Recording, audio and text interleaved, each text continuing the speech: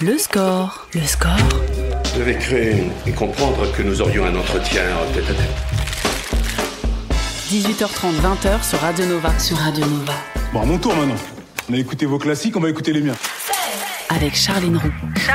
Bienvenue dans le score sur Nova, votre rendez-vous quotidien dans lequel on écoute de la musique et on discute, grosso modo, l'équivalent d'une scène de roman de Nick Hornby, mais en moins bien écrit. Heureusement, je peux compter sur les multiples qualités de mes invités et aujourd'hui, je bois du petit lait, une expression moyen moderne, mais tout à fait adaptée au plaisir que j'ai de recevoir ce comédien que je n'ai jamais vu, ne serait-ce que juste OK.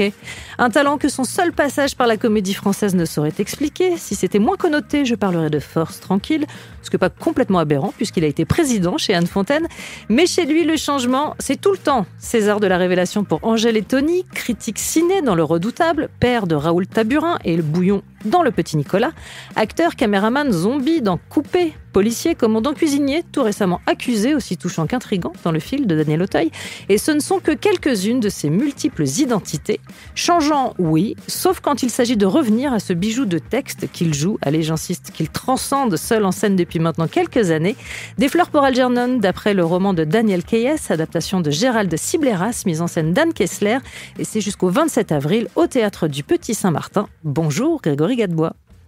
Je vous préviens, comme je sais que vous êtes assez pudique, je risque d'utiliser beaucoup de superlatifs. Donc, soyez prêts. Ça me dérange pas. Ouais ? Non. Bon, j'espère. Quelle discipline est-ce que vous imposez en période de jeu, comme en ce moment ? Ah, alors ça, je sais pas et j'aimerais bien y répondre parce que ça me simplifierait. Une discipline, c'est-à-dire qu'est-ce qu'on fait pour... Oui, je sais pas, est-ce que vous avez des petits rituels, des habitudes, des... Ah oui. Je croyais que non, puis on m'a dit à la maison, mais toi, t'as beaucoup de rituels, en fait. Tu n'es que ça, t'es très superstitieux. Donc oui, je sais que j'en ai plein. Et qui varient tout le temps. C'est, par exemple, du temps où je me déplaçais en moto, j'arrivais au théâtre, si je pouvais me garer à la place où la moto était garée la veille et que la représentation... Je m'y remettais. Mais j'aurais pas fait des pieds et des mains pour avoir cette place. Et tout est un peu comme ça, quoi. Si une journée se passe bien, que la représentation se passe bien, je vais essayer de reprendre la même trace de ski, je sais pas comment dire, mais ça va jusqu'à des trucs qu'on porte ou c'est vrai. Ça tient plus de la pensée magique que de la discipline de type voilà, je sais que je joue, donc il faut que je me couche à telle heure, que je mange tel genre d'aliments, que je sois très... Ah non, c'est plus quelque chose de l'ordre de hier j'avais mis cette montre, donc ça va bien se passer et ça va. D'accord. Il y a une question rituelle dans cette émission. Quel est votre rapport à la musique dans la vie de tous les jours ? Ah, beaucoup, j'aime beaucoup ça. J'ai tout le temps une musique ou une chanson en tête. J'aime beaucoup ça. Mais genre une chanson par projet ou une chanson par jour ? Ah non, par comme ça, sans... Bizarrement, depuis qu'il y a beaucoup de musique sur les téléphones, j'en écoute moins maintenant. Ouais. Mais j'ai toujours une chanson en tête. Alors souvent, c'est des choses que je connais, donc, mais oui, j'ai toujours une chanson en tête. La chanson du jour, c'est ? C'était une chanson de Richard Desjardins, c'est les Yankees. Je sais pas pourquoi, je faisais ça sur mon vélo, dans ma tête. Ouais. Très bien, parfait. Alors moi, pour démarrer, j'ai choisi Aretha Franklin. J'espère que ce choix vous plaira. Ah oui. Chain of Fools. Le score sur Radio Nova. Aretha Franklin sur Nova, Chain of Fools, un titre que je soumets à Grégory Gadebois. C'est génial. Ça va, ça marche. Ah oui, ça marche très bien. Oui. Ok, parfait. Grégory Gadebois de nouveau sur scène au Théâtre du Petit Saint-Martin pour jouer des fleurs pour Algernon, d'après Daniel Keyes. La première fois, c'était en 2012, si je ne m'abuse. Ouais. Qu'est-ce qui vous pousse à revenir à ce texte ? Alors c'est Caroline et Jean-Louis qui sont les producteurs du spectacle qui me redemandent de temps en temps si je veux le rejouer. Vous pourriez dire non. Oui, mais c'est leur spectacle. Tant qu'ils ont envie que ça existe, je le jouerai, quoi. Et puis voilà. C'est-à-dire que c'est un texte que vous revoyez même peut-être jouer dans 5 ans, dans 10 ans Oh bah, on verra. Mais là, ça fait 12 ans, bientôt 14. Ouais. C'est peut-être, ça va. 12 ans, bientôt 14. Mais ouais, c'est bien. Algernon, c'est une souris de laboratoire à qui on fait subir une opération du cerveau afin d'accroître son intelligence. Encouragés par ces progrès, les 2 chercheurs, instigateurs du projet, tentent l'expérience sur un homme, Charlie Gordon, un homme simple mais avide d'apprendre. Grégory, bouchez-vous les oreilles, voici un teaser. Ah, merci. Bonjour à Algernon. Elle n'a rien répondu. Et évidemment, c'est une souris. À quoi ils pensent les gens intelligents ? des choses intéressantes. Mais c'est quoi des choses intéressantes? Moi, j'en connais pas. Ils ont fait l'opération pendant que je dormais, du coup, j'ai rien senti. Pas bête. Je prends des cours de piano, de violoncelle et de composition. Le but, la direction d'orchestre. Ma conversation a été lamentable. Je lui ai parlé de mécanique quantique. Et nous avons fait l'amour. Ça, je sais que je ne l'oublierai jamais. Alors, je précise, si j'ai dit bouchez-vous les oreilles, c'est que je sais que vous n'aimez pas vous entendre. Ah, c'est gentil de m'avoir prévenu. Ouais. Merci. Il y aura plusieurs fois dans l'émission, Ah, donc je vous dites, préviendrai ouais, à chaque c'est fois. gentil. Est-ce que votre Charlie, votre version de Charlie a évolué au fur et à mesure des représentations et même au fil des années? Je pense, oui. Ouais. Parce que moi, j'ai pas l'impression. Mais en fait, je repense, j'arrive à des endroits et je me souviens que à cet endroit-là, j'aimais bien le faire de telle manière, avec tel geste, avec cette intention-là précise. Et je me rappelle que c'était très important, c'était pas négociable. Mais j'ai oublié. Donc je me dis, ça ne devait pas être si important que ça. Puis ça a changé, en fait. Ça a changé. Ouais. Changement de mise en scène, de fait. Non, de manière de dire ouais. quelque chose ou d'aborder une phrase ou un moment. Est-ce que vous y voyez de nouvelles choses? Oui, sûrement. Oui, Ouais. Oui, parce que déjà, j'ai 12 ans de plus, bientôt 14. Ouais. Donc, je vois les choses différemment. Est-ce que le propos continue de vous émouvoir? Moi, j'ai un souvenir vraiment d'être sortie de la pièce. J'ai pleuré, je vous le dis. Voilà. Il y a un truc qui remue quand même très fort. Ah mince. Bah non, Non, c'est super. bien. Moi, j'aime bien ça, pleurer, que ce soit au cinéma ou au théâtre. Moi, il m'a jamais... Le texte, je suis assez... je suis pas ému par le texte. C'est vrai? Non, moi, je m'occupe d'autre chose. Je suis tracassé par Miskinian. Je pense je suis ému un peu par la souris quand elle s'en va. Mais je suis en colère. Il est pas du tout ému, Charlie. C'est pas son... Donc, du coup, vous arrivez à rester étanche? Dedans, oui. Quand je l'ai lu la première fois, oui, certainement, ça a dû me faire quelque chose. Mais très vite, j'ai vu comment le faire, et on peut pas être ému par quelque chose qu'on fait. Enfin, moi, j'arrive pas. Oh, des comédiens qui le sont, hein, mais après. Mais j'ai pas c'est un problème de positionnement, sans doute. Le roman avait été publié en 66. Il avait même fait, me semble-t-il, l'objet d'une adaptation quelques années après, 68. Charlie, par Ralph Nelson. Vous aviez lu le livre et vu le film, ou vous êtes juste resté sur le roman? Je suis resté sur sur l'adaptation de Gérald Sibéras. Ouais. J'ai pas lu le... Après, j'ai lu le roman, longtemps après avoir... J'avais même enregistré pour Audiolib, je crois. C'était je sais plus ce que c'était, mais non, j'ai pas vu le film, surtout pas. Et puis Pour rester étanche, de la même manière? Oui, pour pas... Ouais, je sais pas. Peut-être que je pourrais le voir maintenant. Ouais. Ça serait drôle. Je sais que c'était parce que ce spectacle, c'est Jean-Louis Livy qui l'a... Lui, il a lu la nouvelle quand il est revenu du service militaire. Il m'a raconté. Il a lu et depuis, il y pense. Et il voulait faire un film. Ça fait plusieurs années qu'il essaye de faire Il voulait acheter les droits du film ce film en 68, l'acteur a eu un Oscar, vendait pas les droits, les avait achetés. Voilà. Et il a tout un chemin comme ça avec ce texte, qui fait qu'au bout d'un moment, il s'occupe du théâtre, et puis il fait faire une adaptation, il en fait, et puis à un moment donné, ça arrive à Gérald Sibéras, qui fait cette adaptation, c'est-à-dire qu'il met en monologue. Puis il la propose à des acteurs. Puis au final, ça m'arrive à moi. Et j'adore l'idée que quand il a commencé à penser à ça, j'étais pas né. Ouais, quand il a commencé à se dire ça va faire quelque chose, j'étais pas né. Et c'est un monologue, mais alors c'est presque un monologue à deux voix, parce qu'il y a une évolution du personnage. C'est un monologue qui est extrêmement dense.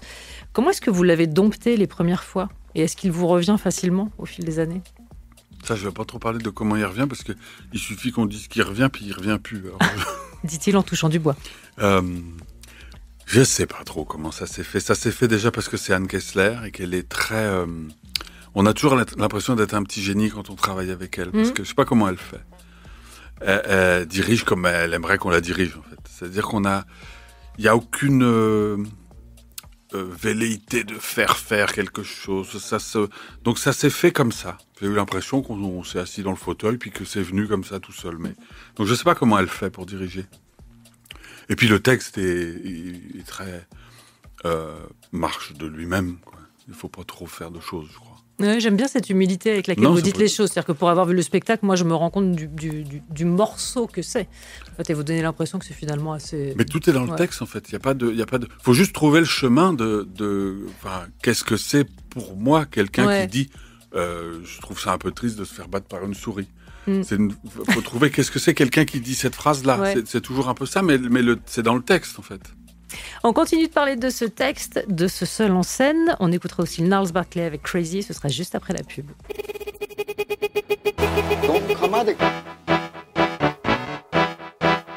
Gnarls Barkley sur Nova avec Crazy. Est-ce que ce titre sied à Grégory Gadebois? Oui, beaucoup. Ah, Ouais. Je suis repars très avec plein contente. d'idées de musique. bon, on va vous faire des playlists, vraiment. N'ayez crainte, soyez branchés sur Nova, vous allez découvrir énormément de choses. Est-ce que vous faites des playlists de personnages? D'ailleurs, je vous posais la question en ouverture, mais est-ce qu'il vous arrive de vous dire, voilà, tel personnage serait du genre à écouter tel genre de musique? Est-ce que ça peut vous aider? Ah, pas du tout, non. Non? Ah non. Ah, j'ai jamais pensé à ça. Je me suis demandé ce qu'écouterait Charlie dans Des fleurs pour Algernon. Ah non, je m'étais jamais posé la question. Mais alors c'est drôle parce que par contre j'ai toujours moi, mais comme acteur, une chanson comme je vous disais en Ouais. tête. Mais je m'étais jamais demandé ce que le personnage Mais que vous ne écoutait. projetez pas, ouais. Non, ouais. Ouais. Enfin si après il y a des fois c'est dans le. Je me souviens d'un film avec Anne où je faisais il écoutait. Anne Fontaine, ouais. Oui, il écoutait avec Anne Fontaine, pardon. Il écoutait. Bon, j'ai perdu le nom. Mais vous faites des gestes que j'essaye de Ouais, comprendre. il un écoutait DJ Non. Une guitare. Un chanteur. Un chanteur. Bon, enfin voilà, des On trucs y comme revient, ça. dès que ça vous revient. Mais ouais. sinon, quand j'ai besoin d'un truc, je le trouve pas. Je comprends. Ouais. On parle donc de ce seul en scène Des fleurs pour Algernon, joué au théâtre du Petit Saint-Martin. Est-ce que vous vous sentez soliste dans l'âme? Parce que c'est un exercice très particulier, vous qui êtes aussi habitué au plateau, au collectif. Soliste, non. Ouais. Mais en fait, c'est vrai que quand Jean-Louis m'a proposé ça, je me suis dit oui, oh, super. Et au bout d'un moment, mais plus tard, je me suis dit oui, la finalité, c'est quand même moi tout seul sur scène. Ouais. Mais c'est pas la première chose qui m'était venue. Hier soir, c'est drôle, je me suis dit, mais est-ce que j'en aurais pas marre un peu d'être tout seul? J'ai mis le temps. Ouais. Non, mais c'était pas. J'ai jamais vu ça comme un truc tout seul, parce qu'il y a tellement de gens. Enfin, il y a tellement de gens. Les gens sont là, les spectateurs. Ouais. Et du coup, je me sens pas seul. Vous Mais sentez par contre- épié peut-être. Un peu épié, ouais. Mais ouais, c'est vrai. Des fois, j'ai envie de me tourner. Ouais. C'est un texte dans lequel il est beaucoup question d'intelligence. Et là, en l'occurrence, l'intelligence, ou en tout cas ce qu'on considère comme telle, apporte à votre personnage, Charlie, une forme de lucidité. Et on se rend compte qu'éclairer, c'est pas toujours synonyme de bonheur.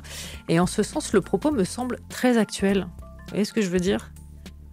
Les gens intelligents ne sont pas nécessairement les plus heureux. Il y a Non. des moments où il serait peut-être plus paisible de fermer les yeux. Oui. Ah oui. Bah, oui, c'est compliqué quand on regarde le monde et qu'on comprend comment il fonctionne. Ouais. C'est pas très agréable. Mm. C'est pas très comme optimiste. Y a pas, je sais pas. Ouais. Est-ce que tout irait vraiment mieux si les gens étaient tous intelligents? C'est une vraie question que je vous pose. Je sais pas. La solution, elle est humaine en fait. Moi, je Ouais. ne crois pas que ce soit un système ou une. Mais si ça serait. Moi, je pense que si les gens se disaient juste, tiens, aujourd'hui, je vais essayer d'être gentil, enfin, de pas trop embêter mon prochain. Ouais. Aujourd'hui, eh ben ça irait mieux. Mais de faire vraiment ça, puis d'avoir ce vrai pouvoir-là, il n'y a pas beaucoup de gens qui l'ont. Il y en a peut-être 10 000 sur Terre, je crois. Je sais pas. Ce qui est très frappant, c'est que la première chose que fait Charlie quand il devient intelligent, c'est qu'il se moque. Ça en dit quand même assez long sur... Mais parce que c'est la première chose qu'il a réalisée. Ouais. La première chose il s'est pas rendu compte qu'on l'aimait bien, ou il s'est Ouais. rendu compte qu'on le moquait. Son premier pas un petit peu vers l'intelligence, ça a été vers ça. Donc ça a été très ouais,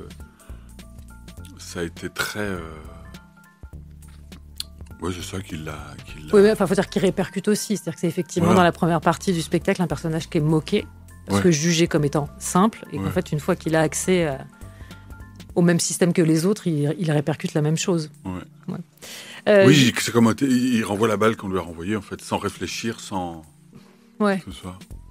Jouer un personnage, c'est donner un petit point de vue dessus. Il y a un peu de moi dans chaque personnage. Ça, c'est vous qui le dites. Il y a Oui. du Grégory dans Charlie. Oui, sûrement, oui. Quand il n'est pas très intelligent, moi, Bon, c'est arrêtez. pas de la composition. Par contre, quand il est intelligent, ça c'est... Non, oui, forcément, puisque c'est toujours... de toute façon, un personnage, c'est soit ce qu'on est, soit ce qu'on détesterait être, soit ce qu'on rêverait d'être, soit ce qu'on... Mais ça part toujours d'un regard que nous, on a sur le personnage. Donc Ouais. il y a toujours un petit peu de nous. Oui, il y a des trucs qu'on aime bien. Ce rôle vous a valu en 2014 le Molière du seul en scène. Il est rangé où? Il est chez mon agent, Claire. Bon, Ouais. Avec le César? Non, le César, il doit être dans le... Je l'ai rangé. Ouais, c'est caché en fait. C'est Oui, pas- on est c'est pas- caché. Oui, c'est Mais caché. c'est marrant ça quand même, non? Bah, je sais pas pourquoi. Un jour, pour faire rire un copain, j'avais tout mis sur une petite table avec... moi, j'avais eu des 2-3 prix. J'avais tout mis sur une petite table avec un machin. Ça l'avait beaucoup fait rire. Alors, vous savez que Kate Winslet, qui est une comédienne que j'adore, Ouais. a posé son Oscar dans les toilettes chez elle ou dans la salle de bain, je ne sais plus, de manière à ce que ses invités, quand ils viennent, puissent le prendre et se regarder dans la glace avec pour faire des discours. Ah, Voilà, je vous donne le c'est titre, pas ça peut mal, être sympa si vous avez des copains qui en rêvent. Ah, c'est pas mal, ouais. Ouais. On poursuit en musique avec ce groupe québécois, si je ne m'abuse, Brand 23000, on écoute Drinking in LA. Le score sur Nova, sur Radio Nova. Avec Charline Roux. Drinking in LA, ceci est toujours un projet qui me semble acceptable. Je le soumets à Grégory Gadebois. Oui. Boire des coups à Los Angeles. Oui, c'est ça qu'il disait. Oui. Ouais. Ah ouais, bon, Enfin, oui. c'est le titre de la chanson, en tout Ouais, cas. ouais. Je veux pas me. Ouais. Je trouve que c'est une bonne musique pour prendre la route. Et ce n'est pas sans rapport avec ce dont on va parler maintenant. Mais attention, vous avez retrouvé le nom de l'artiste qui écoutait votre personnage dans le film d'Anne Fontaine. Marvin Gaye. Voilà, merci. Grégory, vous serez le 30 avril à l'affiche du film de Maël Piriou, Une pointe d'amour. Julia Piaton y est Mélanie, avocate atteinte d'une maladie incurable, qui décide de profiter de la vie. Elle embarque Benjamin, Quentin Dolmer, son ami, en fauteuil roulant, dans un voyage vers l'Espagne. Et le chauffeur, c'est vous, Lucas, tout juste sorti de prison. Bouchez-vous les oreilles. Vous avez envie d'avoir une avocate contente. Et pour être contente, il faudra que je parte en Espagne maintenant. Mais non. Je te présente Lucas, c'est un infirmier spécialisé. Ça, c'est les sondes urinaires. Ah oui, carrément. On est venu avec son véhicule équipé. De toute façon, c'est fragile, ça. En fait, le but de ce voyage, c'est aller faire l'amour dans un bordel. Quoi? De toute façon, je le sens depuis le début, c'est une sottise. Durant la toilette, pensez à couvrir ses parties intimes et à tirer les rideaux. Attends, je peux pas tenir comme ça. Mince. Et comportez-vous comme avec une personne lambada. Ça doit être lambda. C'est terminé, vous pouvez vous déboucher les oreilles, Grégory Gadebois. Lucas, est-ce que c'est un personnage rond ou carré? Et je vais vous laisser expliquer ce concept. Alors, rond, j'espère qu'il est pas rond, parce que j'aime pas trop les personnages ronds, mais Ouais. peut-être qu'il est rond. Mais comme j'ai l'impression que je suis rond dans la vie. Mais ouais, je saurais pas dire. Il est gentil, en tout cas. Il est plutôt lumineux, plutôt solaire, plutôt optimiste, plutôt un personnage gai. Parce que rond ou carré, c'est vraiment une distinction que vous avez opérée sur les personnages qu'on vous propose. C'est vrai? Ouais, c'est ce que vous m'aviez déjà dit. Ah, pardon. Il y a les personnages ronds et les personnages carrés. Ouais. C'est un truc que je trouve assez fascinant. Ouais, et rond, j'aime pas. Ragno, c'est un rond, par exemple. Il est rond, c'est un personnage. Ragno, que rond. vous avez joué sur scène Ouais, avec Denis J'ai Podalides. essayé de le rendre carré, mais ça marchait pas. Ça peut pas faire de... Pour ce film, on peut parler de road trip. Aucun jugement sur le véhicule employé. Vraiment, je laisserai les spectateurs découvrir. Est-ce que c'est un genre dont vous êtes friand, le road trip? Ah oui. Ouais. Moi, j'aime bien tous les genres, mais l'idée de partir sur la route, moi, j'aime beaucoup ça. Dans la vie, du coup, pourquoi pas au cinéma, ouais. Ouais, mais vous êtes plutôt motard dans l'âme, si je ne m'abuse. Mais j'ai passé le permis voiture et maintenant je le fais en voiture et c'est super aussi en voiture. Pour ce film ou avant? Parce Avant, que vous êtes le conducteur, là, pour le coup. Ouais. Non, je l'ai eu avant le confinement. Un mois avant le Ah confinement, j'ai eu mon permis voiture. Ce qui vous a permis d'avoir le rôle aussi, j'imagine. Parce que là, pour le coup, sur le CV, on peut pas mentir sur ce genre de dossier. C'est vrai que si on le dit le premier jour de tournage qu'on n'a pas le permis, c'est compliqué. Ouais. Faire rire avec sur le papier un sujet qui n'est pas forcément prompt à la rigolade, est-ce que c'est un exercice qui vous plaît? Oui et non, pas spécialement avec quelque chose de pas. Je pense souvent à Christian Eck, je sais pas si vous voyez. De la ça. comédie française, ouais. Et qui est un acteur extraordinaire. Il m'avait dit un jour, Greg, pour bien faire rire, c'est bien d'avoir un texte un peu sérieux. Ouais. Genre une tragédie ou quelque chose comme ça. Et ça m'avait marqué. Mais il y a quelque chose de cet ordre-là dans ce film. C'est-à-dire que- oui, bien sûr. Ouais. Oui. C'est un enjeu particulier de réussir justement à faire sourire, rire avec des sujets un peu lourds. Moi, c'était pas mon problème. Ça. Ouais. J'étais plutôt le problème du metteur en scène. Ouais. Souvent, on a des situations à faire. Moi, quand je le lis, ça me fait rire ou pas, quelque chose. Ouais. Mais quand on le fait, faut pas se dire qu'on va faire rire, faut pas chercher à faire rire. Je crois que ça marche jamais. Il faut faire la scène et puis après, c'est au montage, il s'arrange pour que ça fasse rire ou pas. Moi, j'avais découvert ça avec Michel Hazanavicius, la comédie. Surcoupé. Non, sur le Redoutable, pardon. Oui, bien Redoutable. sûr, il y a eu le Redoutable. On avait une scène de plan séquence dans une voiture. Ouais. Chacun On y revient. Vous étiez à l'arrière. Exactement, Vous étiez à l'arrière de la voiture. Ouais. Avec Micha et Louis. Enfin, on était dans. Michel Lescaut, Louis Garrel. Voilà. Louis Garrel qui jouait donc. Qui jouait. Exactement. Ah. Godard. Le piège. Et de voir comment. Moi, je découvrais ça. La comédie. La comédie. Ouais. Et de voir Michel qui travaillait à. C'est une mécanique et lui, il la connaît, il l'a en tête. Chaque engrenage est huilé. Et ça m'avait fasciné, de voir son... C'est pas juste... c'est une pensée, je sais pas comment dire, c'est pas... C'est la chose la plus dure. C'est une mécanique de précision. Moi, je suis fasciné par un acteur qui dirait, je vais rentrer en scène, je vais dire ça, les gens vont rire. Ça, c'est extraordinaire, c'est la chose la plus dure. Pour vous voulez dire, ou dans l'absolu, même quand vous regardez en tant que spectateur? Moi, j'en suis incapable. Si, vous avez fait rire. Ça ne fait pas exprès. Je fais pas exprès. Vraiment, la décision de faire rire et la réussite de ça, c'est ce qu'il y a de plus dur. Je crois. Ouais. Pour moi, je sais pas le faire, mais dans notre métier, enfin, dans le fait de jouer, je trouve que c'est ça. Faire rire, c'est très dur, je trouve. Et c'est étonnant parce que c'est quand même un registre qui n'est pas souvent récompensé. Ouais. Alors que le degré de difficulté est quand même. C'est plus dur que parce qu'après. La chose émouvante, tout ça, c'est quelque chose qui est plus... ça a plus à voir avec un montage, avec... vous prenez un regard triste, vous regardez une lampe, après le metteur en scène, s'il montre une pomme, vous avez faim, s'il montre un enfant mort, vous êtes ému. Il y a quelque chose ça nous échappe un peu. Que le rire, c'est immédiat. C'est immédiat. La sanction est immédiate. Et puis ça fait tellement de bien. Moi, j'adore rire. Alors, je continue de penser que vous avez une manière de voir votre métier comme si vous n'étiez pas vraiment impliqué, que c'était jamais votre responsabilité quand vous êtes bon. Moi, je peux vous dire que si je regarde une pomme, les gens vont pas croire que j'ai faim. Et que... Non. Si. Mais non, c'est pas qu'une affaire de montage, mais non. On poursuit le débat dans un instant. On écoute d'abord The Handsome Family, Far From Any Road. Le score sur Radio Nova. The Handsome Family sur Nova, Far From Any Road. Et je me dois de demander à Grégory Gadebois, est-ce que vous aimez ce titre purement pour la musique ou aussi à cause de la série True Detective? Je l'ai découvert grâce à la série. Et maintenant, j'écoute ce groupe. J'aime beaucoup. Ouais. Et True Detective, c'est une série qui vous a durablement marqué? Ouais. Et d'ailleurs, j'ai encore il y a eu un creux, j'ai des saisons à regarder, je les ai pas toutes vues. Elles sont super. C'est très inégal. Hein, ah ouais? Oui. Alors, peut-être j'ai pas vu les dernières. J'ai dû voir 1-2. Ouais. Il me reste 3-4. 4e, c'est avec Jodie Foster. Ah ouais?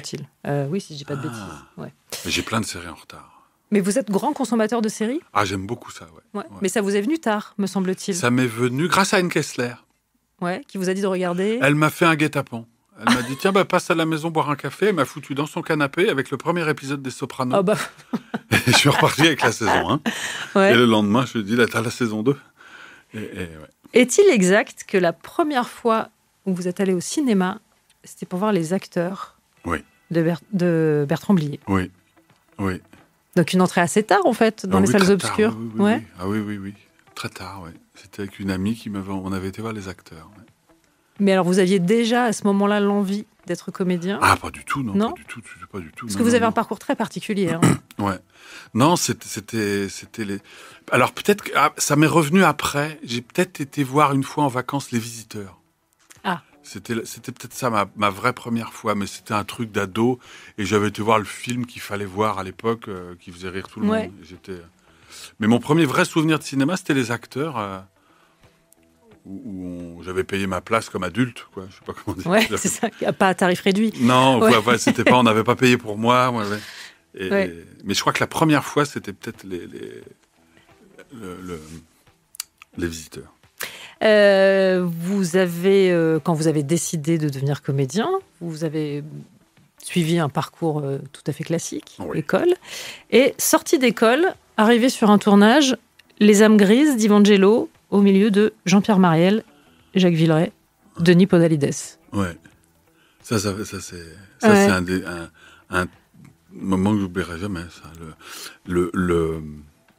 La lecture du scénario chez Jean-Pierre Mariel, avec Jean-Pierre Mariel qui ouvre la porte et qui on rentre, et avec Jacques Villeray, avec Denis Podalides, avec Michel Villermoz, et puis la rencontre avec Evangelo qui a été très importante. Il est très important pour moi dans mon petit parcours. Ça a été important pour moi de le rencontrer. Ouais. Mais ce moment-là, et après j'avais une scène avec Jacques Villeray. Ça, c'est des choses qui moi, ça m'a marqué. Ouais. Premier César, Espoir, à 36 ans. Ah, j'avais 36 ans. Ouais, 36 ans.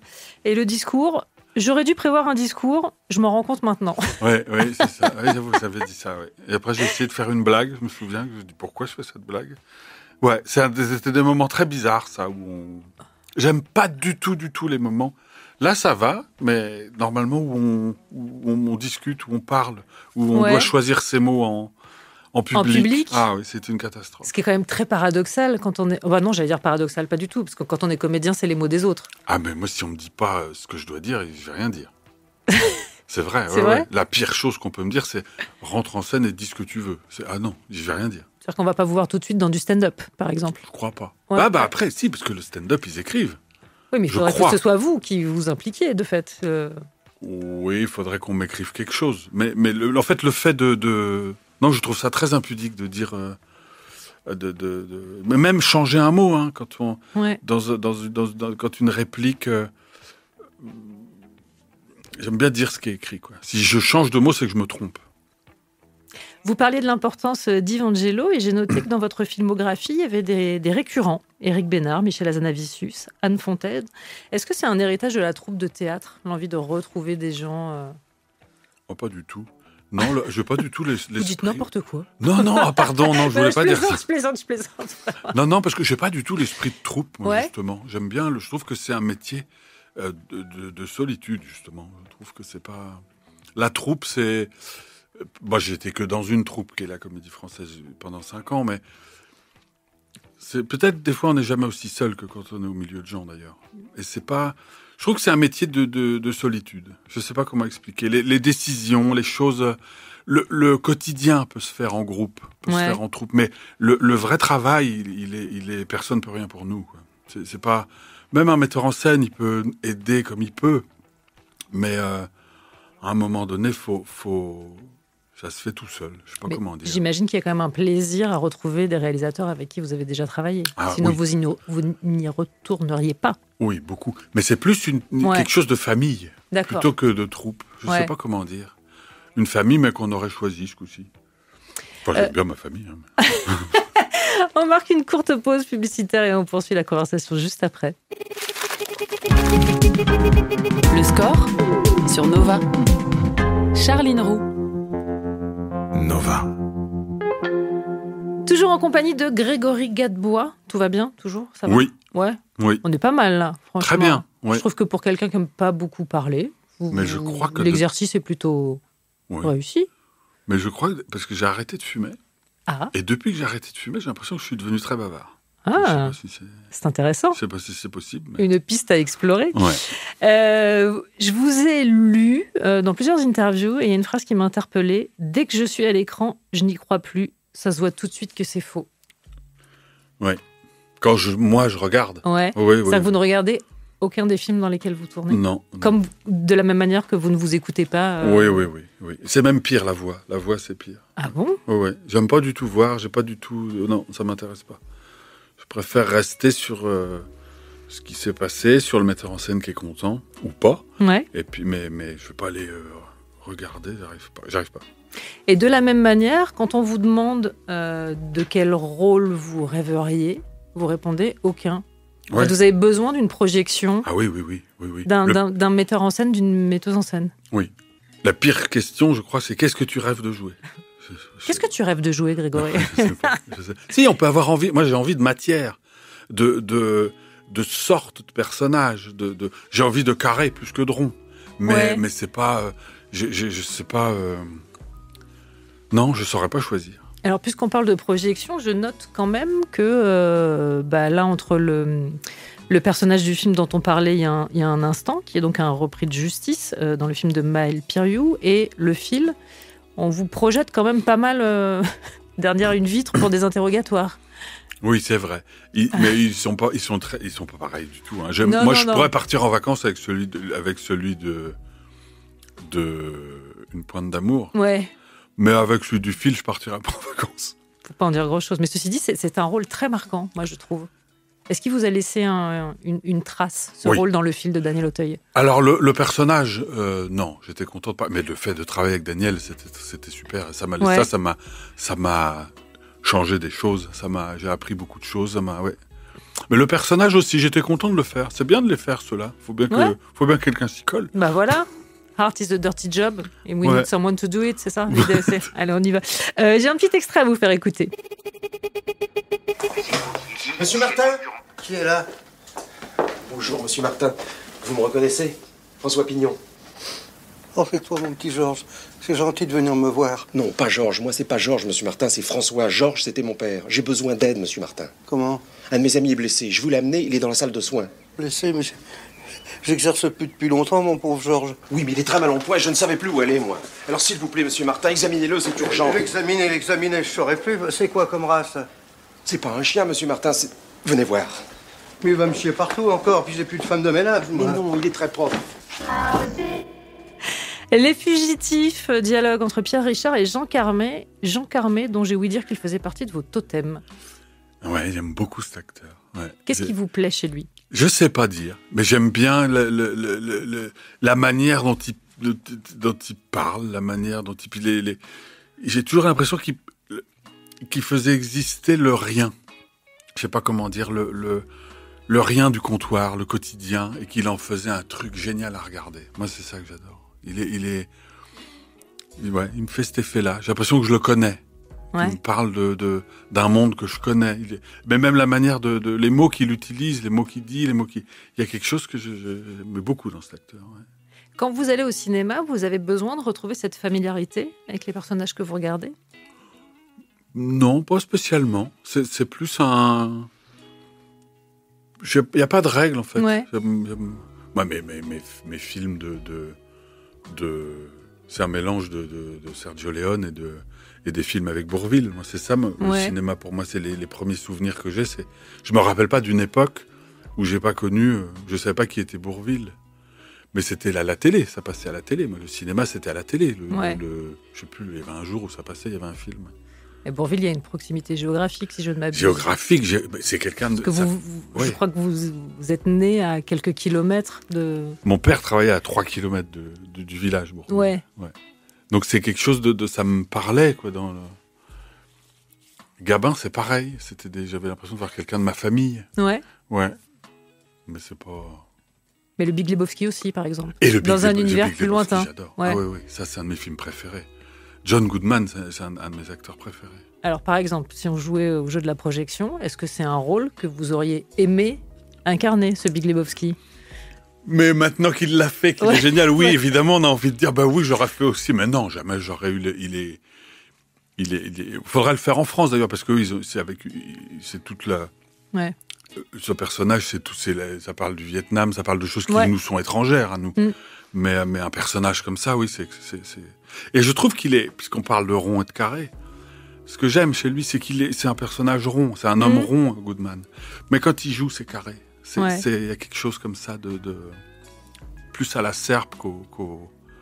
Oui, donc vous voyez plus dans le rôle de Goodman que dans celui du Big Lebowski. Ah oui, vous me parlez de qui ? De Lebowski ? Oui, de Lebowski. Quitte à parler de Lebowski, parlons de Lebowski. Ah, moi je parlais de... Ah oui, non, bien sûr, mais j'avais compris. Walter Sobchak. Ouais. C'est un de mes personnages préférés. Ouais. Mais oui. Ah bah oui, le dude, il est... Dude. Le dude, ouais, bien sûr.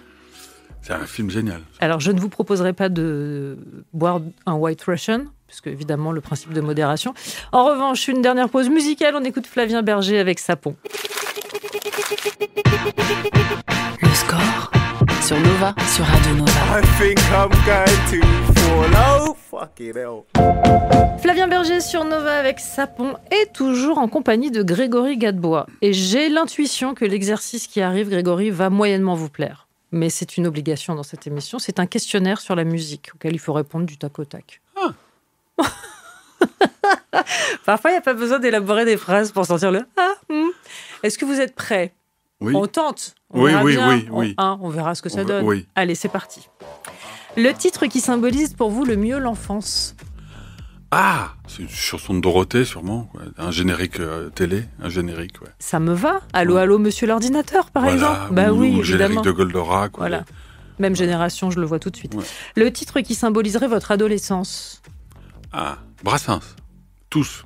J'ai découvert ça à 13-14. Un en particulier qui vous a marqué, me semble-t-il. Non, parce qu'ils ont changé, en fait. La prière ? Ah, mais j'étais enfant, la prière. Ah oui. J'avais 6 ou 7 ans et j'ai découvert ça.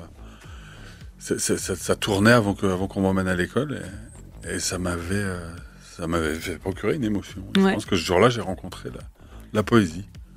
Votre titre de karaoké, si toutefois vous vous livrez à l'exercice ? Non. Alors, ce que vous chantez sous la douche, éventuellement. Oui, mais ça, faut pas dire. Bah si, c'est ça qu'on veut savoir. Le titre qu'on serait peut-être surpris de trouver dans vos playlists.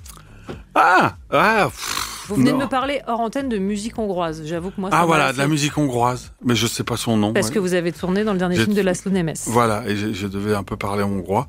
Donc je me suis j'écoutais de la musique hongroise. Mais je sais plus le nom. Je saurais pas le dire, le nom. Voilà. Le titre qui vous propulse sur la piste de danse. Moi, je déteste la piste de danse. Alors, c'est-à-dire que si je vous mets Louise Attaque, allez, viens, je t'emmène au vent, vous n'y allez pas. Non, mais je suis content quand même. Ouais. Donc, je vous demande pas quel titre vous fait sortir de la piste de danse, puisqu'a priori, tous. Non, mais je danse pas, mais j'aime bien, j'aime beaucoup Louise Attaque. Votre chanson de comédie musicale préférée ? Vous regardez pas de comédie musicale ? Non. Aucune, rien ? Aucune, ouais. Si, Les Misérables. Ah. Les Misérables. Bah voilà. Quand c'est sorti dans les années 90, j'écoutais ça. Enfin, j'écoutais ça. On écoutait ça autour de moi et du coup, je l'entendais. Le titre que vous avez le plus écouté ces derniers jours ? Si, c'est celle que j'écoutais, Richard Desjardins. Ouais, eh ben ça marche. Et la chanson dont vous avez un mal de chien à vous débarrasser une fois que vous l'avez en tête ? Aucune. Ah oui, c'est vrai que vous avez un côté imperméable, vous. Hein. Ouais. Quand un truc m'embête, j'arrive assez bien à l'évacuer ? Ouais. Quelle chance. Vous savez pas à quel point moi je me fais polluer de manière très régulière. Ouais. Et ben voilà, vous avez répondu aux questions du tac au tac. Il n'y a eu absolument aucun problème. Je rappelle que vous êtes seul en scène pour jouer Des fleurs pour Algernon, d'après le roman Daniel Keyes, une adaptation de Gérald Sibleras, mise en scène d'Anne Kessler. C'est jusqu'au 27 avril au Théâtre du Petit Saint-Martin. Courez-y. Voilà. Moi, je me suis toujours pas remise. On va passer à votre playlist. On a confectionné ensemble, hein, je ne mens pas, on a cherché des titres. Par exemple, on va écouter James Brown, c'est un artiste qui ça me dit vous quelque plaît, chose. qui vous parle. Oui. On va écouter I Got You. Le score sur Radio Nova. Paul Simon pour clore le score consacré à Grégory Gadebois. Merci 1000 fois d'être passé par ce studio. Merci à vous. C'était un plaisir de vous avoir ici. Bah, moi aussi. Et comme il est 20h, il est grand temps de retrouver David Blo et le Nova Club.